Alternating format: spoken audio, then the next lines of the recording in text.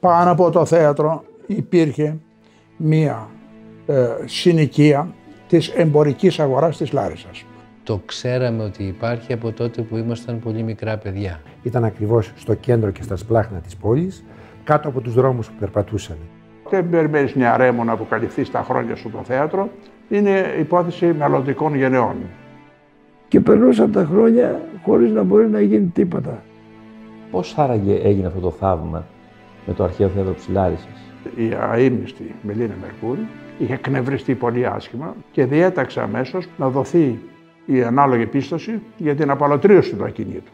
Συνολικά τα κτίρια που μακρύθηκαν ήταν 33, 20.000 κυβικά μέτρα μπάζα. Και άρχισε δειλά-δειλά να παρουσιάζεται το μεγαλειώδες αυτό μνημείο που δεν βρέθηκε όπως είναι σήμερα βέβαια. Καθίσαμε βεβαίως γονατίζοντας πάνω στα μάρμαρα, είχαν ματώσει τα γόνατά μας, με αποτέλεσμα το θέατρο από έναν λιθοσορό που ανακαλύψαμε να φτάσει στη σημερινή μορφή που έχουμε σήμερα. Ακόμα δεν το πιστεύω ότι πετύχαμε αυτόν τον σκοπό.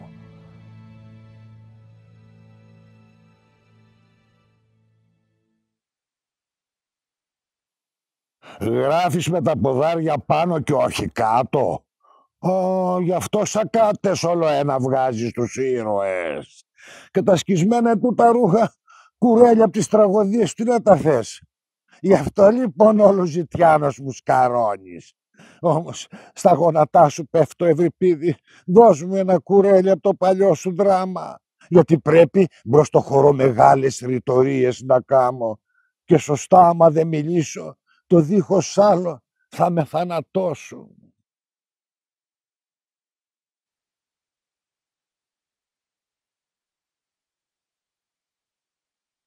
Το θέατρο αυτό κτίστηκε στο πρώτο τέταρτο του 3ου αιώνα π.Χ. Η Θεσσαλία βρίσκεται υπό την μακεδονική επιρροή. Είχε κτιστεί ολοκληρωτικά τον 3ο αιώνα, πλην της σκηνής, η οποία στην αρχή ήταν ξύλινη.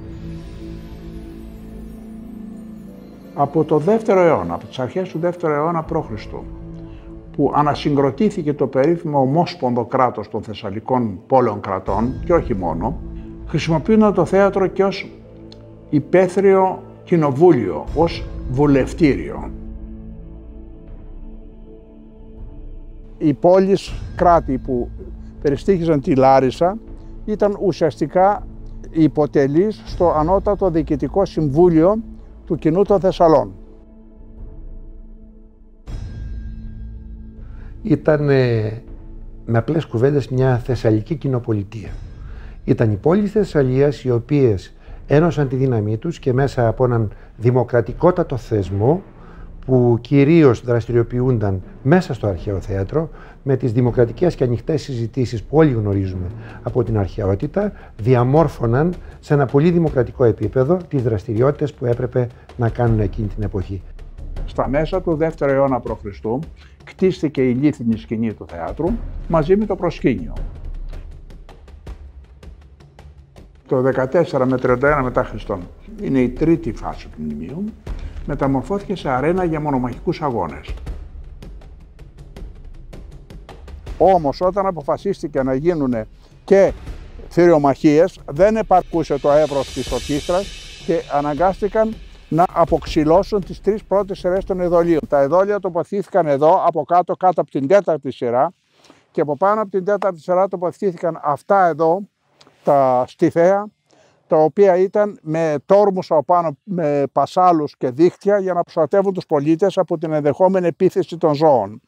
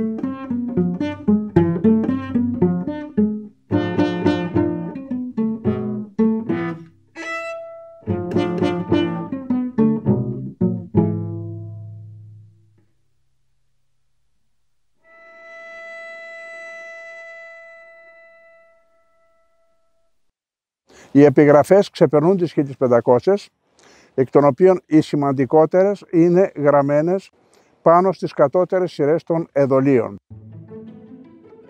Οι προνομιακές θέσεις πρέπει να ήταν πάρα πολύ ακριβές. Ξέρουμε πάρα πολύ καλά, έχουμε ίχνια ότι απάνω, μπροστά από την πρώτη σειρά κάθονταν οι αξιωματούχοι, οι ταγιοί, οι ιερείς, οι αρχιερείς κυρίως. Έχουμε χαράξεις επιγραφών των πόλεων κρατών που ανήκαν στην Ομοσπονδία του Κοινού των Θεσσαλών. Εδώ βλέπουμε χαραγμένη και διακρίνεται πάρα πολύ καλά η επιγραφή Τρικαίων. Πόλης, η Τρίκη είναι πρωτεύουσα της ιστιότητας, είναι τα σημερινά Τρίκαλα. Εδώ πέρα βρίσκουμε όχι μόνο ονόματα συνέδρων των εκπροσώπων πόλεων, αλλά βρίσκουμε και ονόματα εθνικά από πολύ μακρινές πόλεις, όπου οι αντιπρόσωποι αυτοί έρχονταν κάθε 4 χρόνια και μετήχαν στην Ολυμπιακούς αγώνες τους Θεσσαλικούς, τα λεγόμενα ελευθέρια. Έχει βρεθεί ένα άγαλμα καθιστής Μούσας, που είναι στο μουσείο. Έχει βρεθεί ένα άγαλμα Νίκης, ένα άγαλμα της Αρτέμιδας της Κυνηγέτιδος. Το άγαλμα της Αρτέμιδος διασώζει και χρώματα επάνω, κόκκινο, μπλε, κίτρινο. Όπως είναι γνωστό, τα αρχαία αγάλματα ήταν χρωματισμένα. Έχουμε και ένα επιτύμβιο μνημείο ενός μονομάχου, ο οποίος σκοτώθηκε στο θέατρο της Λάρισσας, συμπαρασύροντας μαζί του και τον αντίπαλό του, και θαύτηκαν και οι δύο στις όχθες του ποινιού ποταμού. Και έχουν βρεθεί 2 είναι κάτω και άλλες 3 πάνω, στο διάσπαρτα, μαρμάρινες ασπίδες. Ήταν πάρα πολύ πλούσιο το μνημείο αυτό.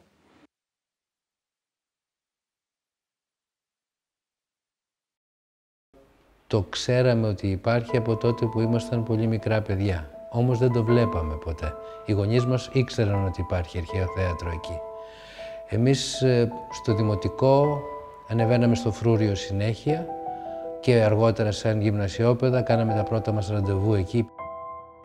Μας λέγαν τότε ότι από κάτω υπάρχει ένα αρχαίο θέατρο. Ήταν ένα πράγμα το οποίο δεν μπορούσε κανείς να φανταστεί. Αργότερα μάθαμε ότι υπήρχε σε μία από τις πολυκατοικίες που ήταν χτισμένες πάνω. Υπήρχε ένα υπόγειο, στο οποίο κατέβηκα και είδα διαζώματα, είδα μάρμαρα του αρχαίου θέατρου. Υπήρχε μια αναφορά ενός παλιού μεγάλου αρχαιολόγου, του Απόστολου Αρβανιτόπουλου, από το 1910, για τμήμα του αρχαίου θέατρου που αφορούσε ένα πολύ μικρό κομματάκι της σκηνής, που είχε αποκαλύψει τότε ο άνθρωπος και το είχε απαλωτριώσει στο οικόπεδο και ήταν ανάμεσα στις πολυκατοικίες το οικοπεδάκι αυτό.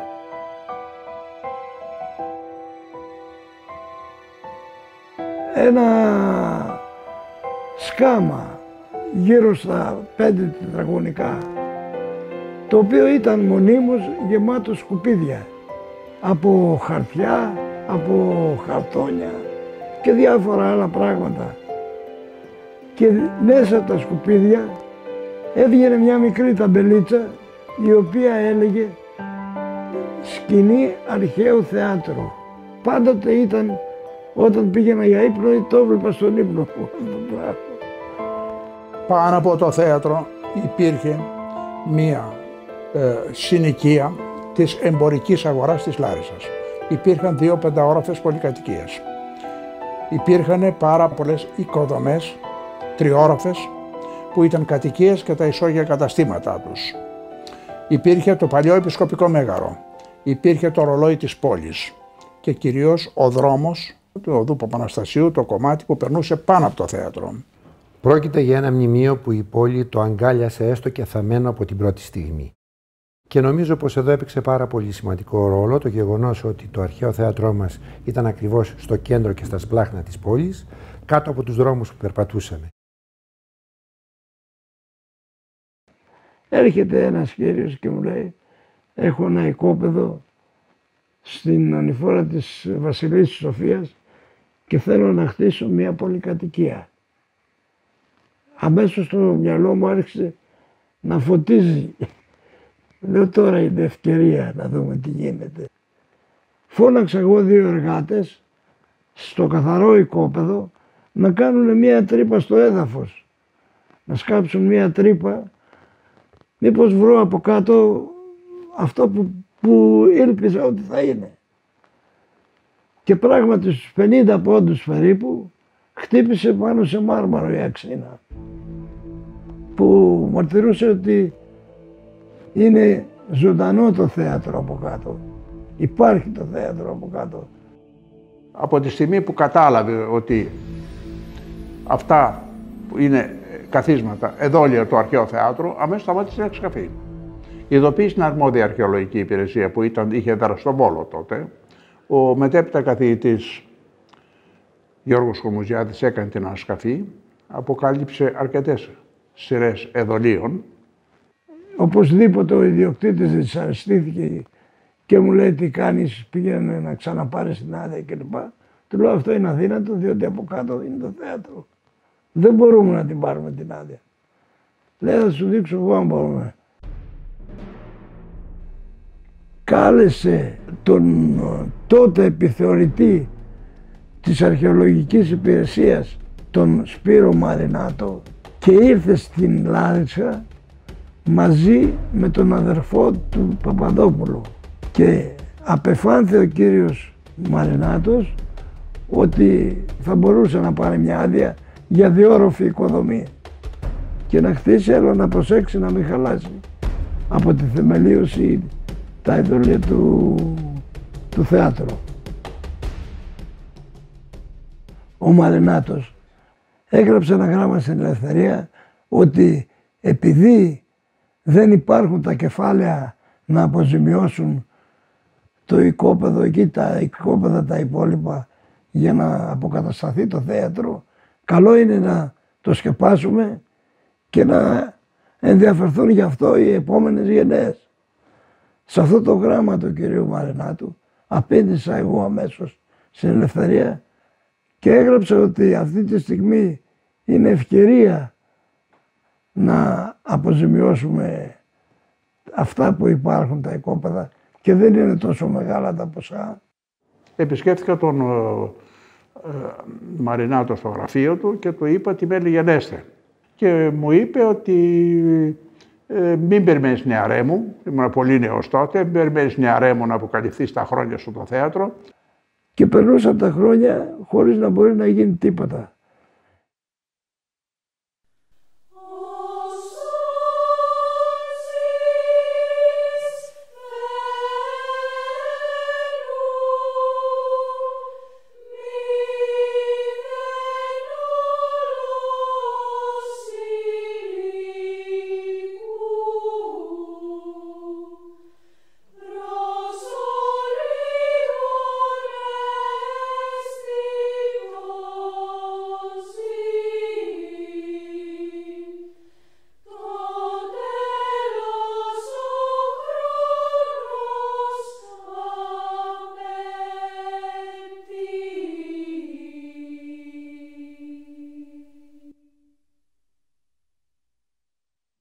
Το 1981, οι ιδιοκτήτες της οικοδομής αυτής, που ήρθαν παρόδο, δεν είχε θεμελίωση διόροφης οικοδομής, αλλά από ό,τι διαπιστώσαμε εκ των υστέρων, είχε θεμελίωση 8όροφης οικοδομής, ζήτησαν την προσθήκη κάποιου ορόφου.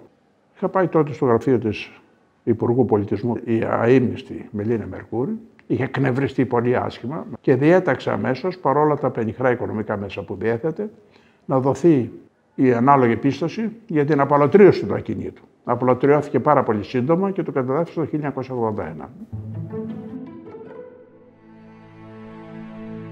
Ο διακαής πόθος των Λαρισαίων να αποκαλυφθεί επιτέλους στο αρχαίο θέατρο ήταν εκείνο που πραγματικά έβαλε τα θεμέλια. Οι Λαρισαίοι πολίτες, ενεργοί πολίτες, πίεσαν με όποιους τρόπους μπορούσαν την πολιτική ηγεσία, το Δήμο, τα Υπουργεία και βεβαίως έκαναν τα πάντα, μα με δημοσιεύσεις, μα με συλλόγους, για να γίνει αυτό πραγματικότητα. Νομίζω ότι ο λαμπρός αρχαιολόγος ο κύριος Τζαφάλιας αυτόν τον παλμό και αυτή την αναγκαιότητα άκουσε πρωτίστως, παρότι η καταγωγή του ιδίου δεν ήταν από την περιοχή της Λάρισσας και μπήκε σε αυτόν τον αγώνα ζωής ανάδειξης του μνημείου μας. Άρα στη συνείδηση του μέσου Λαρισαίου, ο κύριος Τζαφάλιας μπορεί να χαρακτηριστεί ως ο υπέρτατος Λαρισαίος. Άνθρωποι απλοί μας συμπαραστέκονταν και θυμάμαι αυτή τη στιγμή έναν ηλικιωμένο άνθρωπο ο οποίος μόλις είχε πάρει τη σύνταξή του και μου λέει από μακριά «Τζαφάλιας». «Μάλιστα», του λέω, «ορίστε κύριε, εσύ δεν βγάζεις το θέατρο στο φως?» Εγώ. «Πάρε και από μένα μόλις πήρε τη σύνταξη ένα 50 δραχμές». Για να, του λέω, «Ευχαριστώ, έχει λεφτά το θέατρο, ευχαριστώ πάρα πολύ». Είχα συγκλονιστεί από αυτό το γεγονός. Δεν θα το ξεχάσω ποτέ στη ζωή μου όσο ζω. Παρόλο που είχαμε εκτελεστές, είχαμε δικαστικές αποφάσεις, όλος ο φάκελος ήταν πλήρης. Είχαμε τη νομική υπηρεσία του δημοσίου με το μέρος μας, την κοινή γνώμη με το μέρος μας. Παρόλα αυτά είχαμε αντιδράσεις από τους νοικιαστές, έντονες. Πολλές φορές μερικούς δεχτήκαμε και απειλές και της οικογένειας ακόμα. Υπήρξαν αντιδράσεις τέτοιες και βεβαίως υπήρξαν αντιδράσεις πρώτα απ' όλα από τους οικοπεδούχους, οι οποίοι όταν έχαναν το οικόπεδό τους με μια τιμή απαλωτρίωσης και όχι της υπεραξίας που εκείνοι θεωρούσαν, καταλαβαίνετε ότι είναι και λογικό να υπάρχουν.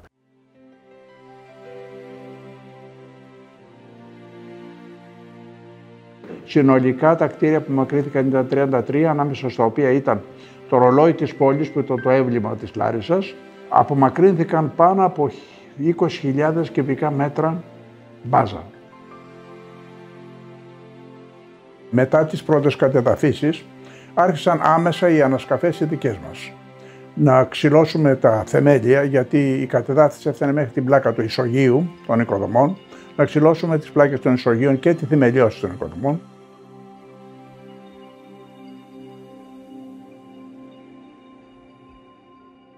Στο χώρο αυτό ήταν εγκλωβισμένα αρχιτεκτονικά μέλη, περιλαμβάνοντας και μικρά θραύσματα, κομματάκια δηλαδή, πάνω από 25 με 30.000. Όλα αυτά θα έπρεπε ένα προς ένα να τα απεγκλωβίσουμε, να τα καθαρίσουμε, να τα ταυτίσουμε, να γίνει το αντίστοιχό τους δελτίο, ώστε στο μέλλον να ξέρουμε από πού προήλθε, και εν συνεχεία πήγαιναν προς συντήρηση. Στη δεκαετία περίπου του 60, σε μία σύγχρονη οικοδομή κατέβαιναν σε ένα βάθος 8 με 10 μέτρα, έβρισκαν τα μαρμάρινα μέλη τις υποδομές, τα έσπαζαν για να τοποθετήσουν τον απορροφητικό βόθρο μέχρι να συναντήσουν το χώμα όπου υπήρχε απορρόφηση. Έχουμε αυτό το παράδειγμα σε 60 σημεία τουλάχιστον του θεάτρου.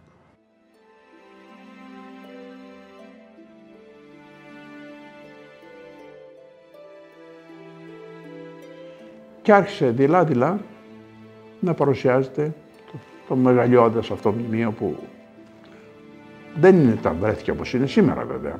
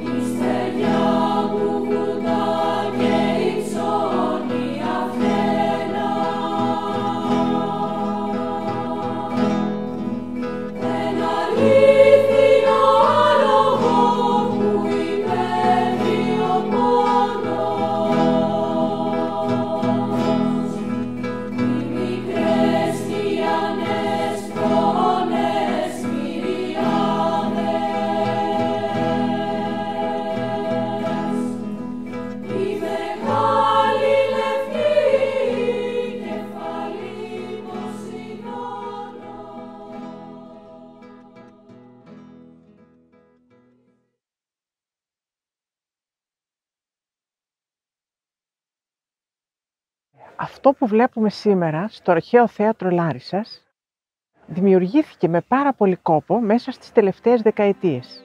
Δηλαδή δεν έχει καμία σχέση με αυτό που βλέπαμε στην πριν το 1990 περίοδο. Χρειάστηκαν εκτεταμένες απαλωτριώσεις, τις οποίες ανέλαβε το Υπουργείο Πολιτισμού παρόλο το τεράστιο κόστος που αυτές αντιπροσώπευαν, επειδή ακριβώς έγινε από πολύ νωρίς αντιληπτή η τεράστια σημασία που έχει το μνημείο αυτό για την πόλη. Όταν απομακρύνει τα μπάζα, στο χώρο της ορχήστρας, στο κέντρο του θεάτρου, υπήρχε ένας τεράστιος λιθοσόρος, εδόλια πεταμένα, τμήματα αγαλμάτων. Στην αρχή σκεφτήκαμε ότι πιθανότατα από κάποιο σεισμό κατέρευσαν τα μάρμαρα του επιθεάτρου μέσα στον χώρο της ορχήστρας. Όμως στην πορεία το καταλάβαμε ακριβώς τι γινόταν. Τα εδόλια συνδέονταν το πάνω με το κάτω με σιδερένιους συνδέσμους οι οποίοι στερεώνονταν με μολύβι. Και οι μολυβδοθύρες ανατρέπαν τα εδόλια για να βγάλουν τα μολύβια. Γι' αυτό δεν βρήκαμε μολύβια σε κανένα σύνδεσμο. Ανασήκωναν με σιδερένιους λωστούς το κάθε μαρμάρινο μέλος και αφαιρούσαν το μολύβι. Στις αρχές του 1900 το μνημείο φαινόταν, άρα σε όλη την έκτασή του υπάρχει αυτή η καταστροφή.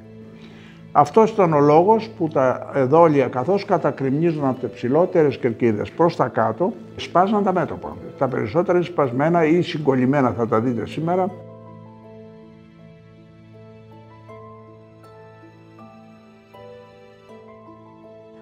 Από εκεί και πέρα αρχίζει ένας μαραθώνιος στο να ταυτιστεί το ένα κομμάτι με το άλλο. Γύρω στα 35.000 κομμάτια, τα οποία αυτά είναι ταξινομημένα σε πρώτη φάση, όπως τα βρήκαμε. Φανταστείτε ότι ένα μαρμάρινο μέλος, ένα εδόλιο, μπορεί να αποτελείται και από 10, 20, 30 ή πολλές φορές και 50 θραύσματα. Καθίσαμε βεβαίως γονατίζοντας πάνω στα μάρμαρα, είχαν ματώσει τα γόνατά μας για να διαβάσουμε τις επιγραφές. Το μεγάλο πνεύμα του μνημείου αυτού είναι ότι είναι κατάγραφο από επιγραφές. Όλα τα εδόλια έχουν επιγραφές. Με βάση τις επιγραφές καταφέραμε και σχεδόν στο σύνολό τους ταυτίσαμε τις θέσεις τους. Παραδείγματος χάριν, κάθετα ήταν ένα εδόλιο που έγραφε βίου. Συνεργάτες και εγώ ψάχναμε να βρούμε χαραγμένη μία λέξη πολύ βίου. Βλέπω σε μία κερκίδα να υπάρχει η λέξη πάνω στο εδόλιο φλα. Να το. Το εδόλιο ήρθε, κόλλησε δίπλα, ήταν φλαβίου και όχι πολυβίου που λέγαμε εμείς. Η φάση της αποκατάστασης άρχισε μετά, η ουσιαστική μετά το 2009, που είχαμε αρκετούς ανθρώπους που δουλεύαν εκεί και το μεγάλο πρόβλημα ήταν, επειδή υπήρχαν πάρα πολύ μεγάλα φορτία με τις οικοδομές απάνω στο μνημείο, δημιουργήθηκαν ρηγματώσεις στα μάρμαρα και έπρεπε να πληρώσουμε με ειδικά υλικά που μας είχαν στείλει από τη Διεύθυνση Αρχαιοτήτων του Υπουργείου Πολιτισμού, με ειδικές συγκολητικές ύλες, να πληρώσουμε αυτές, να γεμίσουμε αυτές τις ρηγματώσεις, γιατί θα υπήρχε το πρόβλημα το μεγάλο, ότι θα έπαιρναν νερά το χειμώνα και θα μπορούσαν με τον πάγο να σπάνε τα μάρμαρα. Αυτή η εργασία έχει ολοκληρωθεί. Με αποτέλεσμα το θέατρο από έναν λιθοσορό που ανακαλύψαμε να φτάσει στη σημερινή μορφή που έχουμε σήμερα. Το θέατρο της Λάρισσας για όλους εμάς, τους ανθρώπους του διαζώματος, είναι μια πολύ ευχάριστη περιπέτεια, ένα πολύ ωραίο ταξίδι, μια πολύ μεγάλη πρόκληση. Γιατί μιας και είμαστε στο επίκεντρο των συνεργειών, αυτός είναι ο γενετικός μας προσανατολισμός και το γενετικό μας φορτίο, ζούμε πραγματικά με την ευχαρίστηση ότι όλα αυτά που συμβαίνουν τώρα είναι ο θρίαμβος των συνεργειών.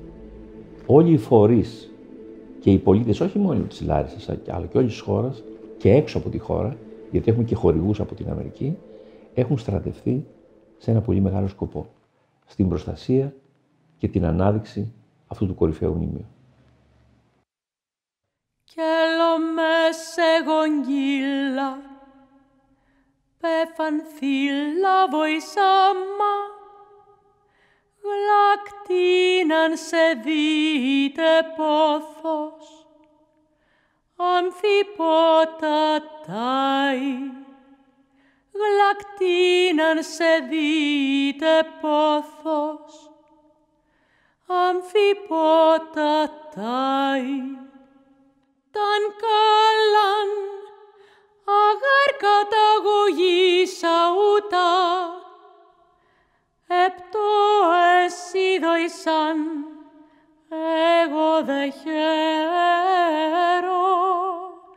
και γαραούτα δι, το δε μεμφετέσω η Κυπρογένεια, και γαραούτα δι, το δε μεμφετέσω η Κυπρογένεια, και γαραούτα δι, το δε μεμφετέσω η Κυπρογένεια.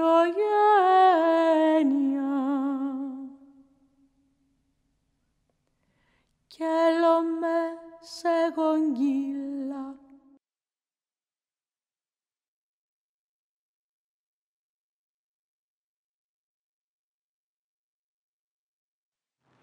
Η Λάρισα θεωρούνταν μέχρι πριν από λίγα χρόνια μια ισοπεδωμένη παιδινή πόλη με φοβερή ζέστη και τίποτα περιττέρω.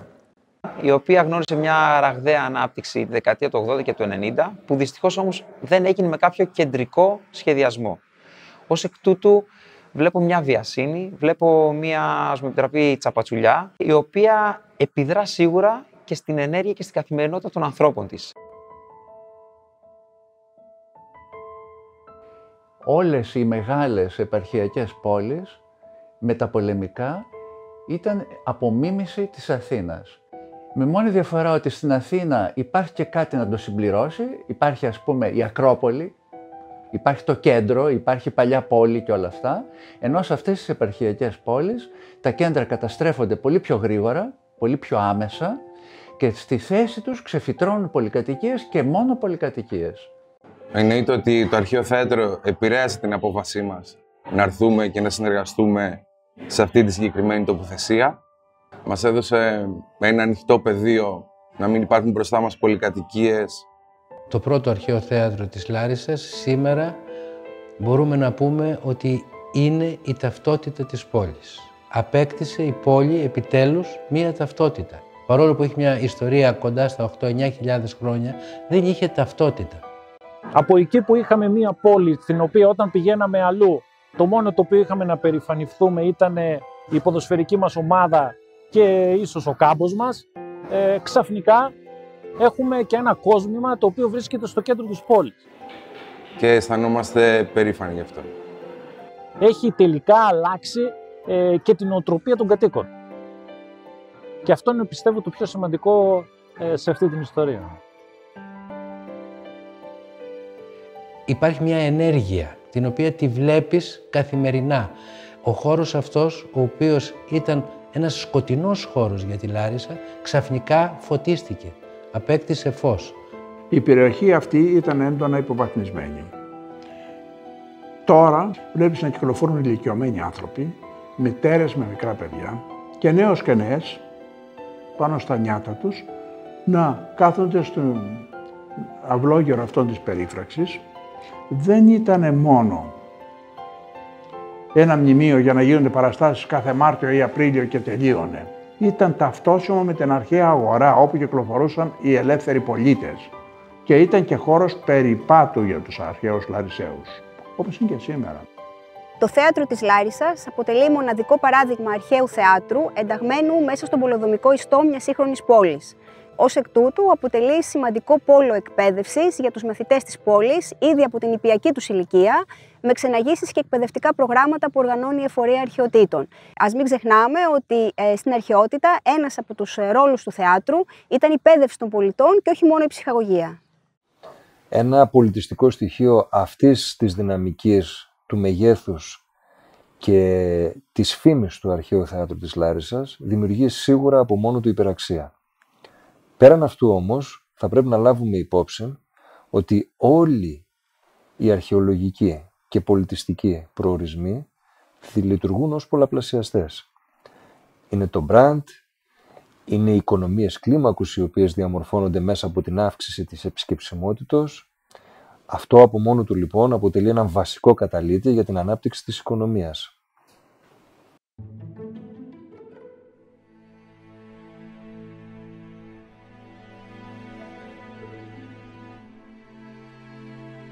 Εγώ νομίζω ότι όλη η κοινωνία πολιτών της Λάρισσας, όλοι οι κάτοικοι, όλοι οι πολίτες, όλα τα παιδιά από τα σχολεία, όλοι οι νέοι είναι κατευχαριστημένοι όταν βλέπουν αυτό το χώρο ο οποίος θα τους ανήκει αργότερα και θα τον χρησιμοποιήσουν για το μέλλον τους. Θέατρο έχει γίνει αυτό που είναι η αποστολή της Αρχαιολογικής Υπηρεσίας και των αρχαιολόγων να καταστήσουν τα μνημεία κοινωνικά αγαθά. Και το θέατρο, νομίζω, για τη Λάρισα και για τη Θεσσαλία γενικότερα έχει γίνει κοινωνικό αγαθό. Εκείνη την εποχή, το 1992, η ανασκαφή του Αρχαίου Θεάτρου ήταν στα Σπάργανα. Μόλις υπήρχε μια αποκάλυψη, ας πούμε, 30 ειδωλίων, ένα τέτοιο πράγμα, και ήταν ένα χαόδες πράγμα. Παρόλο αυτά όμως, υπήρχε ένας ενθουσιασμός στην πόλη, τον οποίο μοιράστηκα κι εγώ και αποφάσισα ότι αυτές οι διαμορφώσεις δεν μπορεί να είναι ξεκρέμαστες, να είναι ουδέτερες. Είναι μια μεγάλη ευκαιρία η πόλη να υποδεχθεί το Αρχαίο Θέατρο και να είναι ο περιβάλλον χώρος του Αρχαίου Θεάτρου όλο το κέντρο της πόλης. Δηλαδή, όλοι να συγκλίνουν προς το πεζόδρομο που πάει στο Αρχαίο Θέατρο. Λοιπόν, τα έργα μου αυτά είναι τη σειρά των έργων κατοικημένα γλυπτά τοπία στο δημόσιο χώρο, όπου μέσα στο σχεδιασμό, μέσα στην προσπάθεια να υποδεχθεί το Αρχαίο Θέατρο η πόλη, θα ανακαλούσα τα φυσικά τοπία της Λάρισσας, δηλαδή τα ορεινά και τα παιδινά. Και μένουν πλατεία ταχυδρομείου που ήταν και μακρόσταγη, μου δίνει την ευκαιρία να ξεκινήσει η ορεινή Θεσσαλία με τις έντονες πτώσεις νερών, και η κεντρική πλατεία που είχε και μεγάλο σχήμα μαζί με τους δρόμους και ήταν καμιά 20 στρέμματα, μου δίνει την ευκαιρία να αναπτύξω τα θεσσαλικά πεδία με την ροή του ποινιού σε ανάπτυξη θεσσαλικών πεδίων. Όταν ο κόσμος μάθει ότι αυτό το θέατρο είναι ένα απόσπαστο κομμάτι της ίδιας της πόλης και αυτό αποδειχθεί στην πράξη, θα αρχίσουν να έρχονται σε αυτό, να ζητάνε, να απαιτούν να γίνουν πράγματα σε σχέση με αυτό. Η πόλη ζητάει σε αυτό το θέατρο να γίνονται παραστάσεις. Πρέπει όταν θα γίνουν παραστάσεις οι άνθρωποι να κάθονται πάνω στα αρχαία μάρμαρα.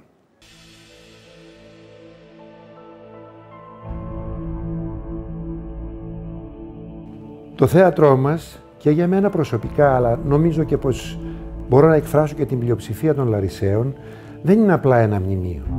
Είναι η ιστορία μεν του τόπου μας, είναι η σύνδεση των αρχαίων χρόνων με το σήμερα, αλλά ταυτόχρονα είναι και ένα τεράστιο ζήτημα ανάπτυξης για την ίδια την πόλη. Δεν πρόκειται απλά για ένα πολιτιστικό μνημείο γύρω από το οποίο θα μπορούσαμε να δούμε πολύ ωραίες τραγωδίες, κωμωδίες, αρχαίο δράμα εν πάση περιπτώσει, αλλά είναι αναπτυξιακό ζήτημα.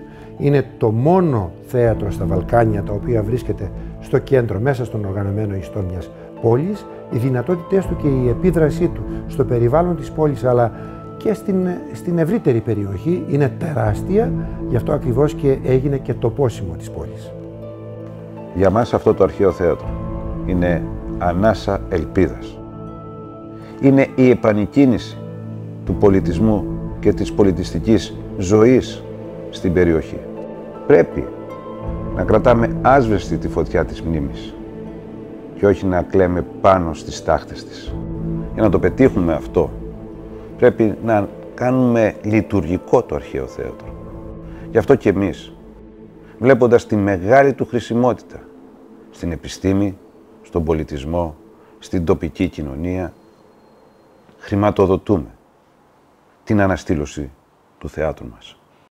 Γιατί έχουμε στα χέρια μας ένα σπουδαίο μνημείο του πολιτιστικού χάρτη της Ευρώπης. Τώρα, πώς μπορεί να γίνουν παραστάσεις, κατά την γνώμη μου, και θα πω την αλήθεια. Πιστεύω ότι οι κατώτερες αιρέσεις των εδωλίων, οι 7 με 8 και σε μια-δύο κερκίδες ακόμα περισσότερες, μπορούν με πολύ λίγα χρήματα να αποκατασταθούν, να στερεωθούν και να αποκατασταθούν. Η εργασία που χρειάζεται είναι περιορισμένη. Έχω τη γνώμη ότι αν αποκατασταθούν αυτές οι σειρές των εδωλίων, 2.500 με 3.000 άνθρωποι μπορεί να κάθονται. Είναι πολύ σημαντικό να καταλάβουμε ότι όπως όταν κατασκευάστηκε αυτό το θέατρο πριν από πάρα πολλούς αιώνες, ακόμα και σήμερα νιώθουμε την πνευματικότητά του, την ακτινοβολία του, το πώς μας επηρεάζει θετικά όλους, τον πολιτισμό μας, την καθημερινότητά μας, πρέπει να αντιληφθούμε ότι και οι σημερινές μας επεμβάσεις, ο τρόπος με τον οποίο αντιλαμβανόμαστε τον χώρο, τη δόμηση και την κατασκευή, πρέπει να έχει ως γνώμονα αυτό, ότι έχει μια απεύθυνση στο μέλλον.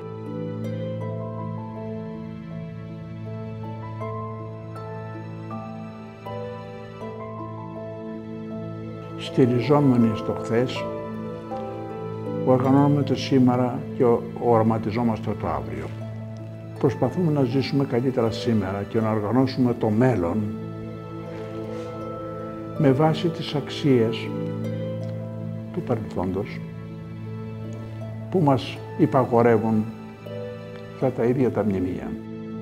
Το αρχαίο θέατρο της Λάρισσας δίνει την ταυτότητα στην πόλη, τη διαχρονική, και δίνει και τον πολιτισμό, δείχνει πόσο ρόλο έπαιζε αυτός ο χώρος μέσα στο Θεσσαλικό κάμπο.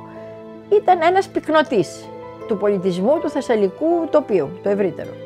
Μια ολόκληρη γενιά Λαρισαίων μέστοσε με το όραμα και το όνειρο της αποκάλυψης του αρχαίου θεάτρου. Ακόμα δεν το πιστεύω ότι πετύχαμε αυτόν τον σκοπό, ότι το κατορθώσαμε αυτό το πράγμα. Όταν λοιπόν το μνημείο ήρθε στην επιφάνεια, νιώσαμε όλοι αυτήν την αγαλίαση σαν να περιμέναμε την ανάδειξή του από παλιά. Ήμασταν έτοιμοι γι' αυτό. Πολλοί με ρωτούν πώς άραγε έγινε αυτό το θαύμα με το αρχαίο θέατρο της Λάρισσας, όταν ήταν σκεπασμένο, ακόμα και με πολυκατοικίες, ακόμα και με το ιστορικό ρολόι. Πώς έγινε αυτή η αποκάλυψη? Η απάντηση είναι το συλλογικό πάθος αυτής της πόλης να γνωριστεί με την ιστορία της. Και πίσω από αυτό κρύβεται μια μόνο λεξούλα. Μνήμη. Φανταστείτε πώς θα ήταν η ζωή μας αν ξαφνικά παθαίναμε αμνησία. Και μάλιστα σε μια πόλη με τέτοια ιστορικότητα και με ένα μνημείο, το αρχαίο θέατρο, που είναι το κορυφαίο ελληνιστικό αστικό θέατρο στον κόσμο.